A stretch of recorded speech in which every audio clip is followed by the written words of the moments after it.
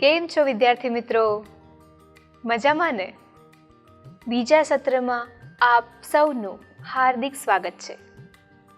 તમે બધા તો ખૂબ ખુશ દેખાવ છો. લાગે છે વેકેશનમાં ખૂબ મજા કરી હશે. અહીં પણ આપણે જ્ઞાન અને ગમ્મત કરતાં કરતાં આજથી આપણા ગુજરાતી વિષયના બીજા સત્રનો પ્રારંભ કરીશું. ગુજરાતી વિષય તો બધાને ભણવાની મજા આવતી જ હશે, ખરી વાત ને? પહેલા સત્રમાં તમે કુલ 7 પ્રકરણ શીખ્યા હતા.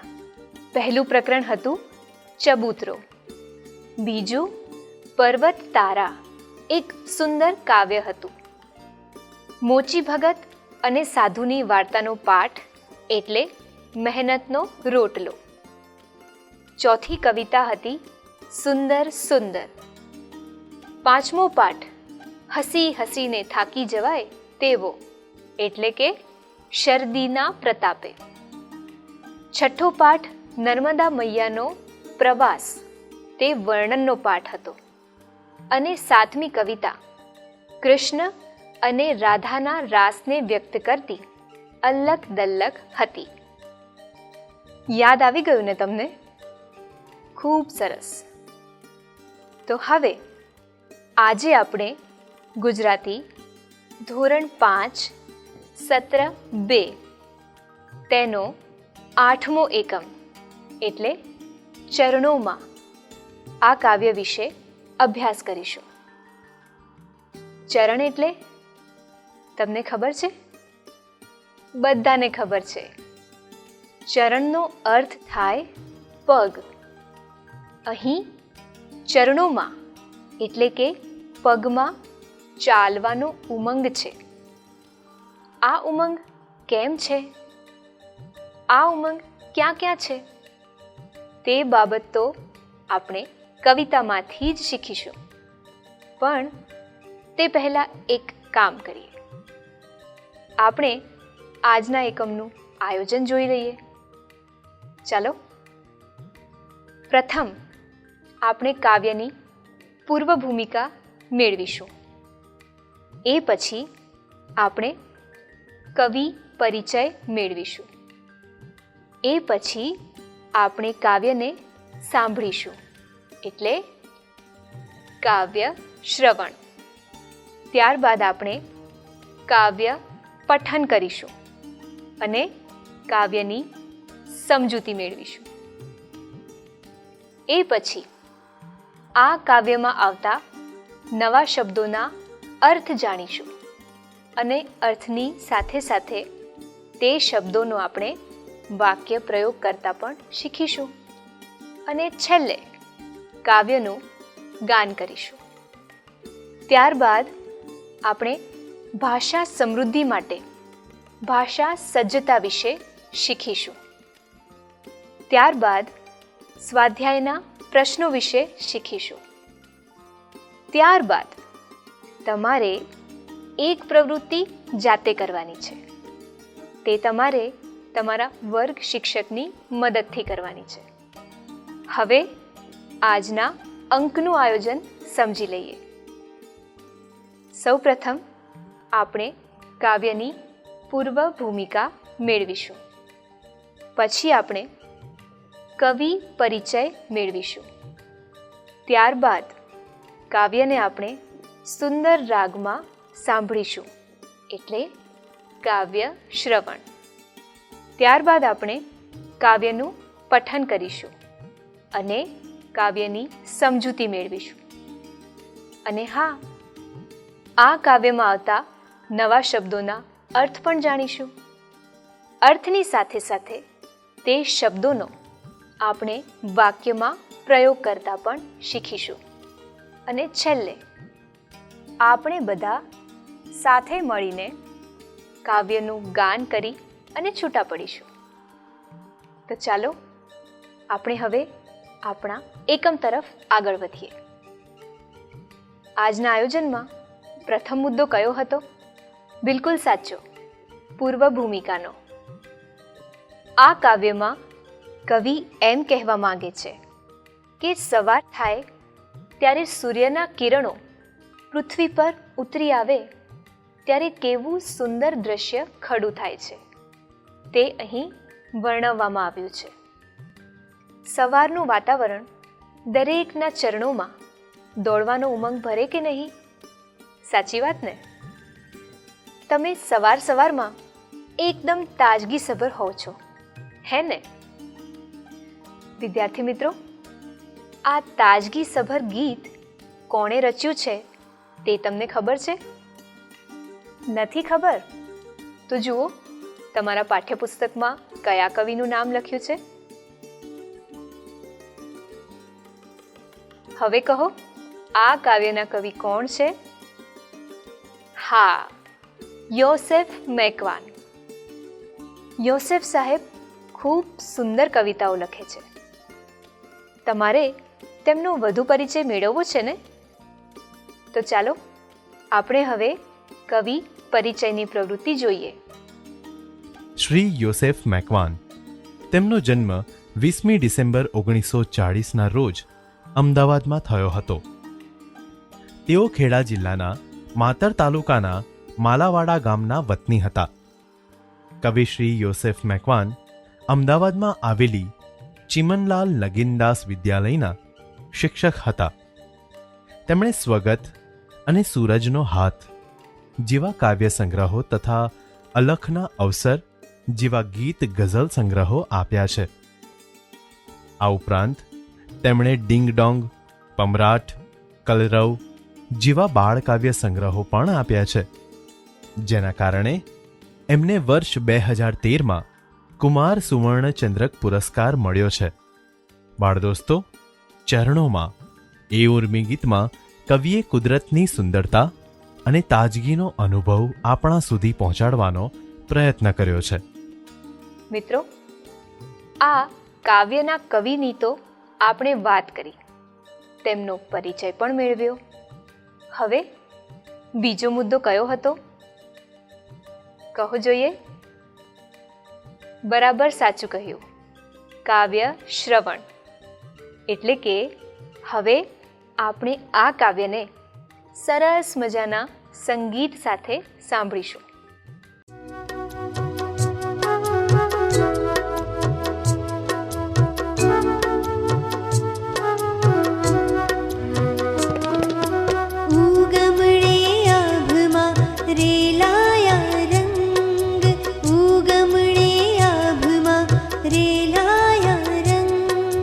ચરણોમાં ચાલવાનો પૂછે ઉમંગ, ચરણોમાં ચાલવાનો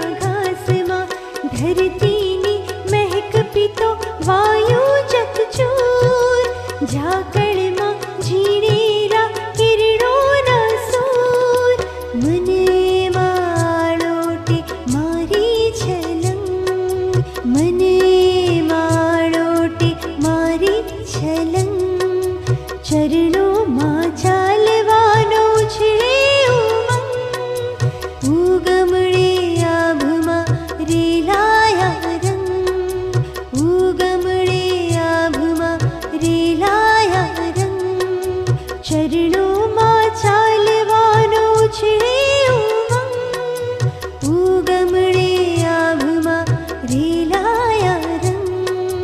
ચરણોમાં ચાલવાનો ઉછળે ઉમંગ. આ કાવ્ય સાંભળવાની મજા પડીને મને તો ફરીથી આ કાવ્ય સાંભળવાનું મન થાય છે. આપણે બધા ફરીવાર સાથે મળીને જરૂર સાંભળીશું અને ગાઈશું પણ ખરા, બરાબર? પણ એ પહેલાં આપણે આ એકમની સમજૂતી મેળવવાની તો બાકી જ છે. તો ચાલો હવે આપણે આપણા એકમ તરફ પ્રયાણ કરીએ. હવે આપણે આ કાવ્યનું પઠન કરીશું અને તેની સમજૂતી પણ મેળવીશું. તો જુઓ, પહેલી પંક્તિ કઈ છે? ઉગમણે આભમાં રેલાયા રંગ, ચરણોમાં ચાલવાનો ઉછળે ઉમંગ. સમજૂતી. કવિ કહે છે, પૂર્વ દિશામાં સૂર્ય ઉગી રહ્યો છે અને તેના કિરણો આકાશમાં રંગ ભર્યા પ્રસરી રહ્યા છે અને તેથી ચાલવાનો અદમ્ય ઉત્સાહ મારા મનમાં જાણે કે ઉછળી રહ્યો છે.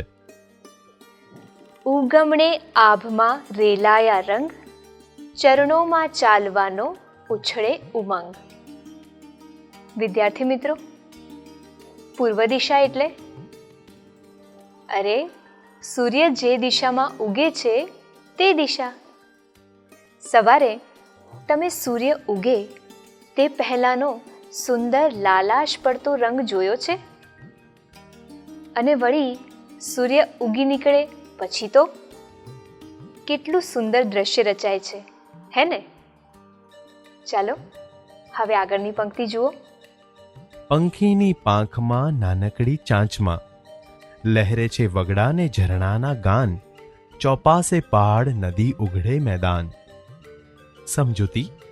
કવિ કહે છે, સૂર્ય ઉગતા જ જાણે મને નદી અને પર્વતની ચારે બાજુએ આવેલા વિશાળ મેદાનો સ્પષ્ટ દેખાઈ રહ્યા છે તથા વેરાન પ્રદેશના ને ઝરણાના ગીતો પક્ષીઓની પાંખમાં અને તેની ચાંચમાં લહેરાઈ રહ્યા હોય એમ મને દેખાય છે.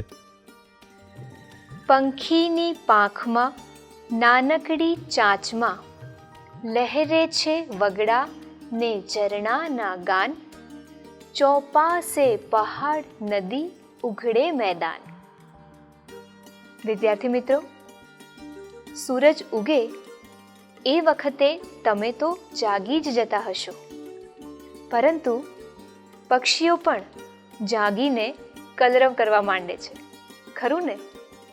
એમના ચરણોમાંય આનંદ હોય છે, સાચી વાત? હવે જુઓ, કવિ આગળ શું શું કલ્પનાઓ કરે છે? કલ્પનાને દોર સરી જાઉં એની સંગ, ચરણોમાં ચાલવાનો ઉછળે ઉમંગ. સમજૂતી.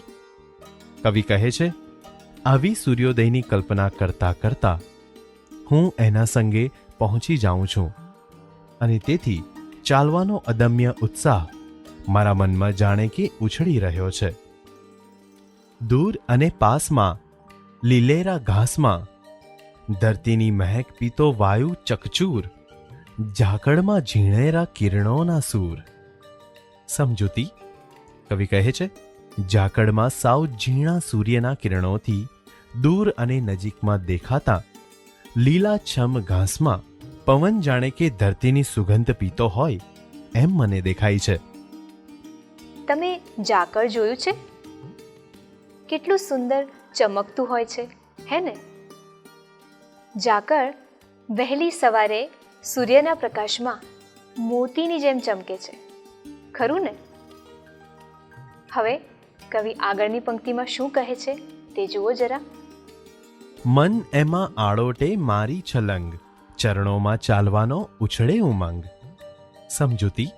કવિ કહે છે, આવું સુંદર દ્રશ્ય જોઈને એમાં મારું મન જાણે કે લાંબા લાંબા કૂદકા મારતું હોય તેમ આળોટવા લાગે છે અને તેથી ચાલવાનો અદમ્ય ઉત્સાહ મારા મનમાં જાણે કે ઉછળી રહ્યો છે. મન એમાં આળોટે મારી છલંગ, ચરણોમાં ચાલવાનો ઉછળે ઉમંગ. તમને આવું થાય છે કે નહીં? થાય છે ને? હા, સવારની મજા જ કંઈક અલગ હોય છે, એટલે જ આમ થાય છે. મજા પડીને આ કાવ્ય સમજવાની. સવારનું દ્રશ્ય જ ખૂબ સુંદર હોય છે અને એટલે જ ચાલવાનો ઉમંગ પણ આવી જ જાય. પણ આપણે આ ઉમંગમાં કંઈ અટકવું નથી હો ને. બરાબર રીતે સમજ્યા ને તમે બધા આ કાવ્યને? ખૂબ સરસ. વિદ્યાર્થી મિત્રો, હવે તમારા વર્ગ શિક્ષકની મદદથી કુદરતી દ્રશ્યને નિહાળજો અને એના વિશે વધારે સમજજો. બરાબર? ચાલો, તમને યાદ છે હવે આગળ શું હતું? શબ્દ સમજૂતી. બરાબર ને? હવે આપણે આ કાવ્યમાં આવેલા નવા શબ્દોનો પરિચય મેળવીશું. તમને ખબર છે ને કે જેની પાસે શબ્દોનું ભંડોળ વધુ તેની ભાષા પણ સમૃદ્ધ. તમારે ભાષા સમૃદ્ધ કરવી હોય તો શબ્દોને ખૂબ ધ્યાનથી શીખવા જોઈએ. સાચી વાત ને? તો હવે જરા જુઓ, પહેલો શબ્દ કયો છે? ઉગમણે, એટલે સૂરજની ઉગવાની દિશામાં. હવે તેને વાક્યના સ્વરૂપે જોઈએ. અમે રોજ ઉગમણે શાળામાં જઈએ છીએ. અર્થાત અમે રોજ સૂરજની ઉગવાની દિશામાં શાળામાં જઈએ છીએ. સમજાઈ ગયું ને? તો જુઓ, બીજો શબ્દ કયો છે? આભમાં, એટલે આકાશમાં કે ગગનમાં. હવે તેને પણ વાક્ય સ્વરૂપે જોઈએ.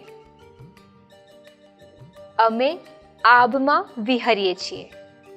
અર્થાત અમે આકાશમાં વિહરીએ છીએ અથવા અમે ગગનમાં વિહરીએ છીએ.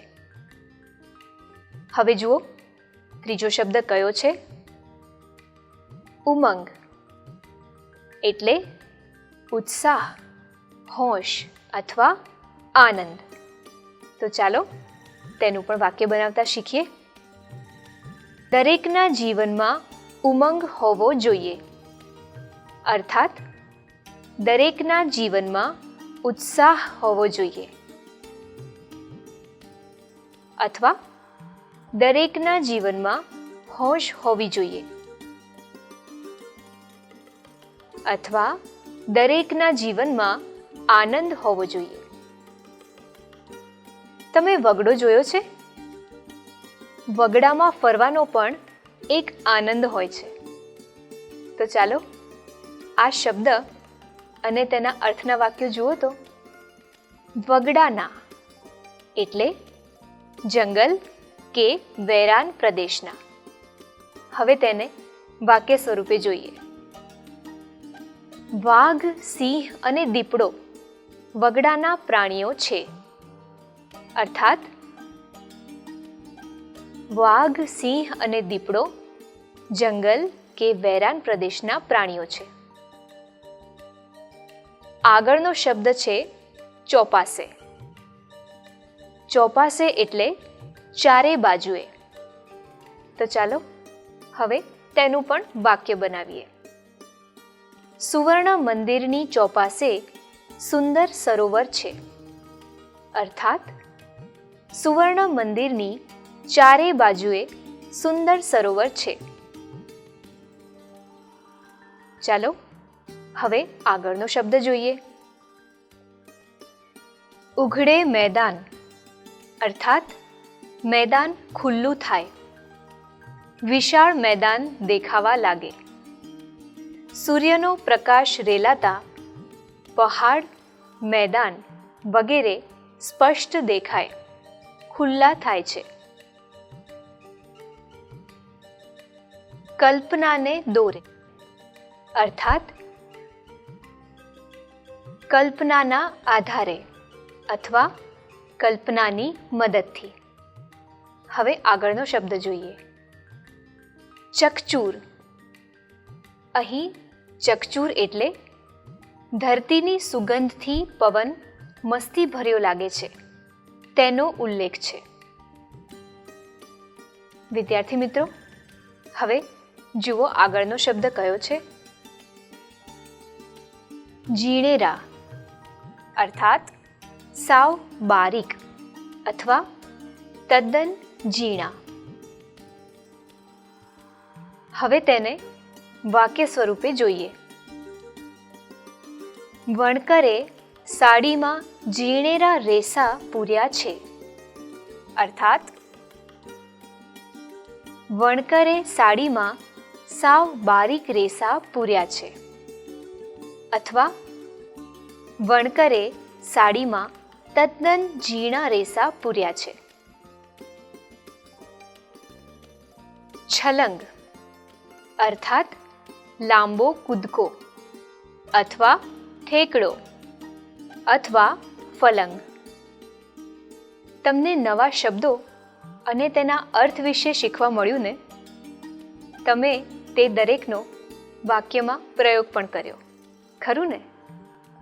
હવે તમે તમારું પાઠ્યપુસ્તક ખોલો.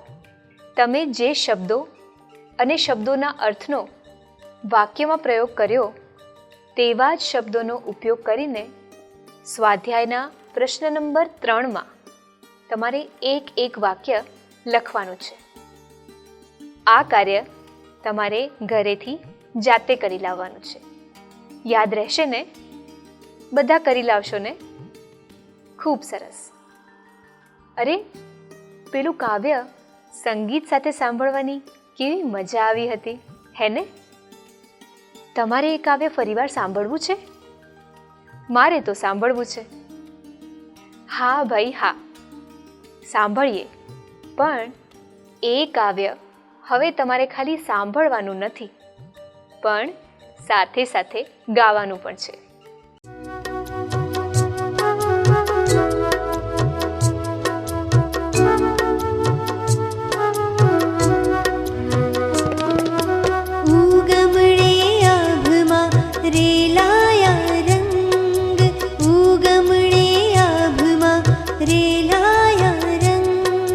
ચરણોમાં ચાલવાનો પૂછે ઉમંગ, ચરણોમાં ચાલવાનો પૂછે ઉમંગ. ઉગમણે આભમાં રેલાયા રંગ, ઉગમણે આભમાં રેલાયા રંગ. ચરણોમાં ચાલવાનો પૂછે ઉમંગ, ચરણોમાં ચાલવાનો પૂછે ઉમંગ.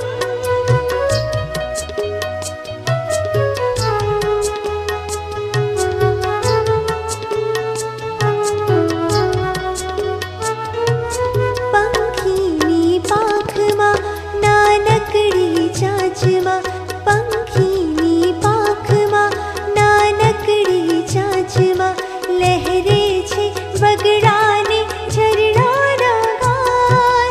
ચોપાસે પહાડ નદી ઉઘડી મેદાન, કલ્પનાને દોર સરી જાઉં એની સંગ, કલ્પનાને દોર સરી જાઉં એની સંગ. ચરણોમાં ચાલવાનો પૂછે ઉમંગ, ઉગમણે આભમાં રેલાયા રંગ.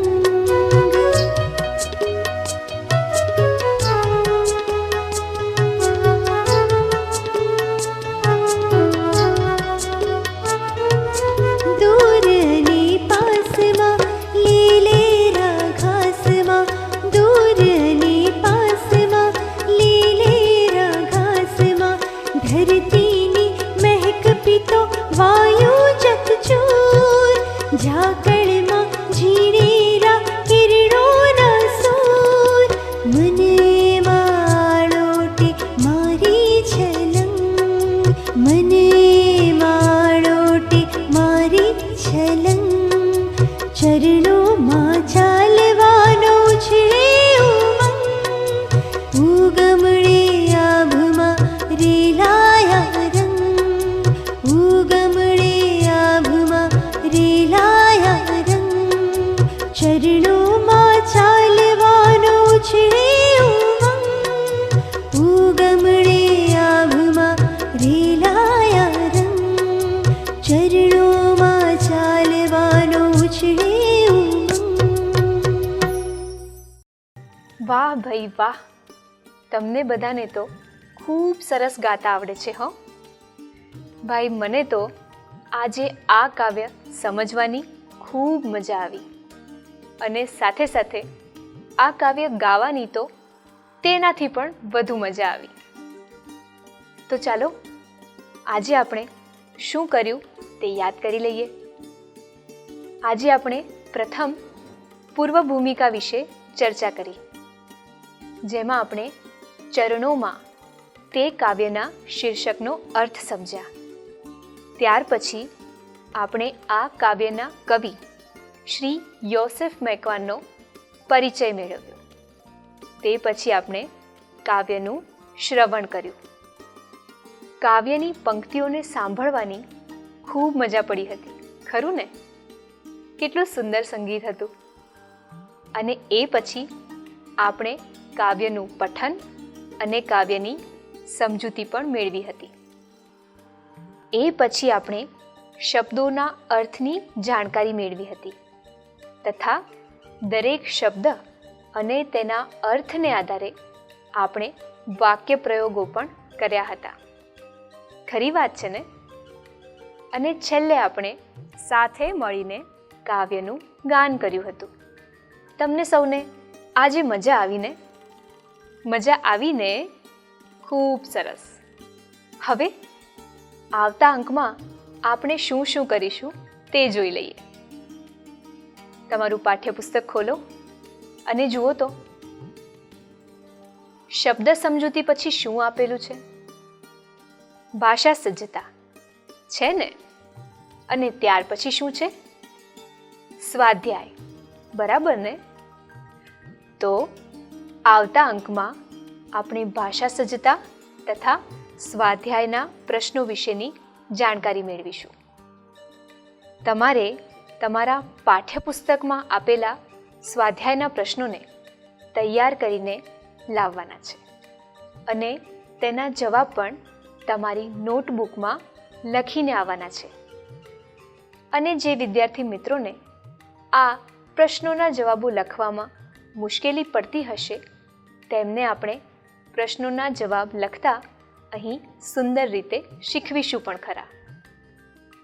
તમને કોઈ જગ્યાએ મુશ્કેલી પડે તો તમે તમારા વર્ગ શિક્ષકની મદદ ચોક્કસ લેજો. ચાલો તો હવે અટકીએ, વધુ આવતા અંકમાં જોઈશું, બરાબર ને? ત્યાં સુધી આવજો. અને હા, પેલું સ્વાધ્યાય કાર્ય કરવાનું પણ ના ભૂલતા હો ને. આવજો.